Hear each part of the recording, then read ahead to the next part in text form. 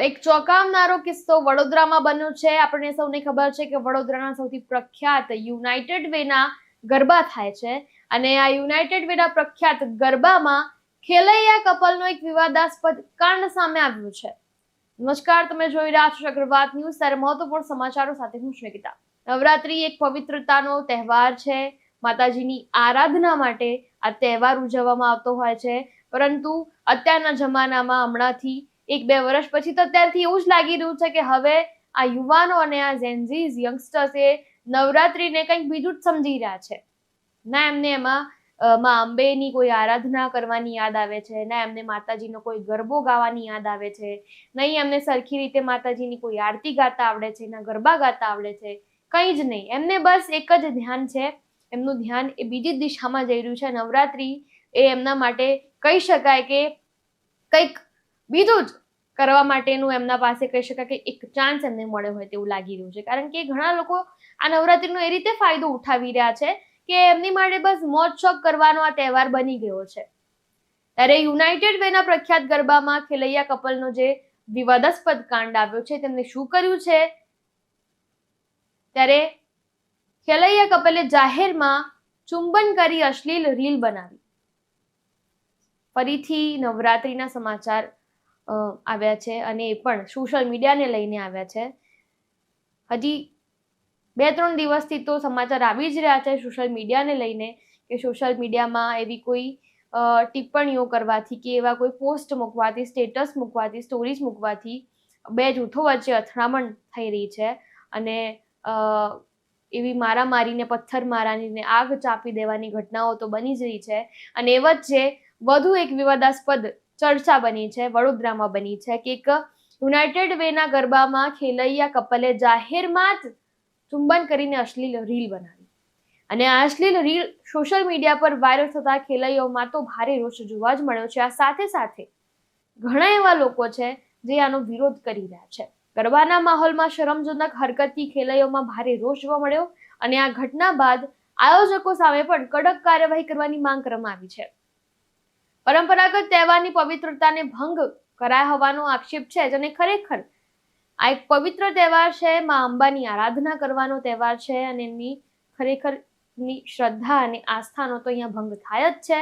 અને અમુક જે લોકો છે કે જે સાચા મનથી માતાજીની ભક્તિ કરવા માંગે છે, આરાધના કરવા માંગે છે, અને એવા લોકો પણ ક્યાંક ને ક્યાંક આના કારણે, આવા લોકોના કારણે ભોગ બનતા હોય છે, કારણ કે એવા અમુક જગ્યાએ એવા રિસ્ટ્રિક્શન લાવી દેવામાં આવે છે અને જેના કારણે થઈને જે લોકોને હકીકતમાં એવા જ કોઈ સ્વાર્થથી, એમને કોઈ ખરાબ સ્વાર્થથી નવરાત્રી નથી મનાવી, પરંતુ એ સ્વચ્છ મને જ નવરાત્રી મનાવવા આવતા હોય છે, પરંતુ એવા નિર્દોષ લોકો પણ આવા લોકોને કારણે, આવી એમની અશ્લીલ હરકતોને કારણે તે લોકો પણ આનો ભોગ બનતા હોય છે। ત્યારે વડોદરામાં ઘટના બની છે અને આ ઘટનાને અંગે ઘણા એવા સંતોના નિવેદનો પણ સામે આવ્યા છે, તે પણ તમે સાંભળી લો।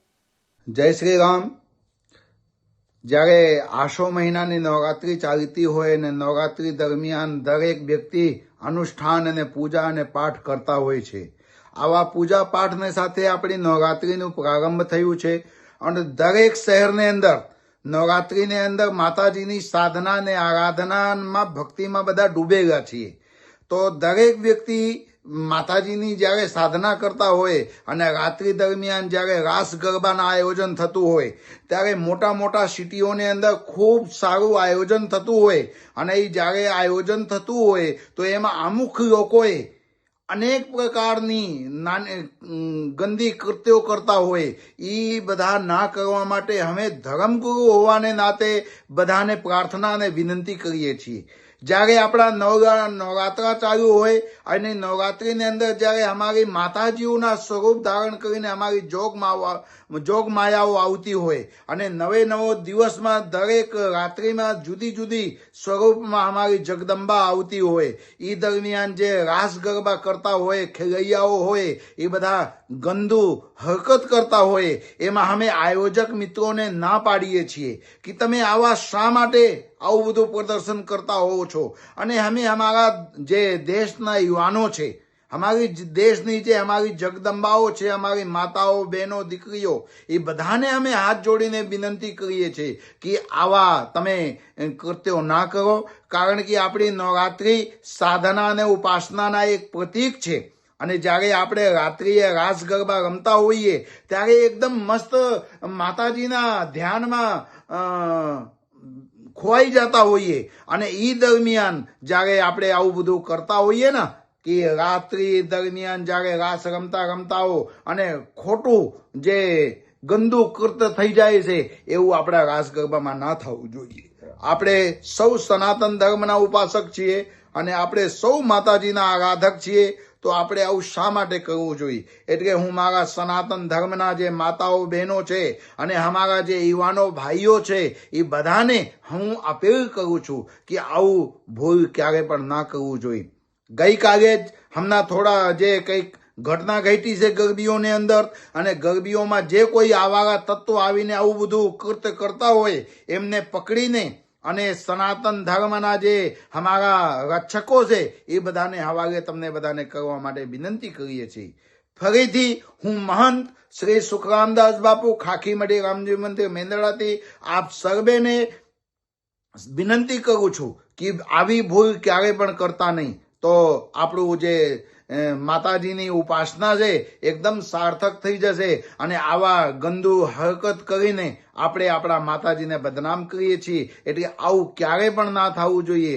તો આપ સર્વેને, તમામ ગુજરાતી ભાઈઓને, સૌરાષ્ટ્ર ગુજરાતમાં અને ભારતભરમાં જ્યારે નવરાત્રિના મહોત્સવ ચાલી રહ્યું છે, તો મન મૂકીને તમે ત્યાં એના આનંદ લ્યો, પર ત્યાં કોઈ પણ પ્રકારનું આવું કૃત્ય ન થાય જેમાંથી આપણા સનાતન ધર્મ બદનામ થાય. જય શ્રી રામ, જય મા અંબે, જય જગદંબે. આમ તો નવરાત્રિ સનાતન ધર્મ પરંપરાની ઉપાસનાનો તહેવાર છે, આરાધનાનો તહેવાર છે. વર્તમાન સમયની અંદર અમુક જગ્યાએ આપણે જોઈએ છીએ કે સંસ્કૃતિને વિકૃતિ તરફ લઈ જઈ રહ્યા છે. ગરબે રમવો કોઈ વાંધો નથી, આયોજન થવા કોઈ પણ વાંધો નથી, પણ જે આયોજન થાય ને એમાં જો વિકૃતિ દેખાય છે, જો ન થવાના જો કાર્યો થાય છે, એનાથી ધર્મને નુકસાન પહોંચે છે અને સમાજ વિકૃતિ તરફ દોરાય છે. ગઈકાલે એક વડોદરા નવરાત્રિનો વિડીયો સામે આવ્યો છે, અને એ વિડીયો આપણે જોઈ પણ ન શકીએ. એ કક્ષાનો વિડીયો, એ વિડીયોની અંદર એટલી હરકત, આપણાને પણ શરમ આવે. એટલા માટે આ જે પણ નવરાત્રિઓના આયોજન કરે છે, આયોજકો હોય છે, એને તો સખ્ત સજા મળવી જોઈએ. સાથે સાથે જો લોકો આ ધાર્મિક કાર્યક્રમમાં આવીને આવો વિકૃતિનું કામ કરે છે, આ લોકોને પણ એવી સખ્ત સજા મળવી જોઈએ કે જિંદગીની અંદર ભૂલી જાય બીજી વાર આવો કરતા. આ સનાતન પરંપરા છે, કોની બાપની જાગીર નથી કે ધર્મની અંદર ગમે તે તમે આવીને કરી શકો.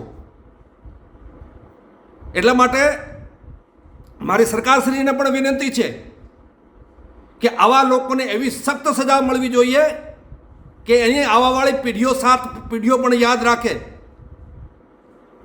કે ધાર્મિક કાર્યક્રમોની અંદર આવો વિકૃત કાર્ય ના કરાય. અને આવા લોકોને ચિહ્નિત કરવા પણ જરૂરી છે. આવા લોકોને સમાજ બહિષ્કાર પણ કરે, ત્યારે જ આ લોકો સુધરવાના છે અને ધર્મ છે એ પછી ધર્મ રહેવાનો છે. નહીં તો આવા લોકો ધર્મને અધર્મ તરફ દોરી રહ્યા છે. યુનાઇટેડ વે ગરબા અને ગરબામાં થયેલી હરકત ખરેખર ખૂબ જ દુઃખદ છે.